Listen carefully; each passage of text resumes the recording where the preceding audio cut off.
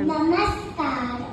ഞാൻ ഇന്ന് പാടാൻ പോണത് മഹാകവി വള്ളത്തോളിന്റെ ബന്ധനം എന്ന കവിതയാണ്.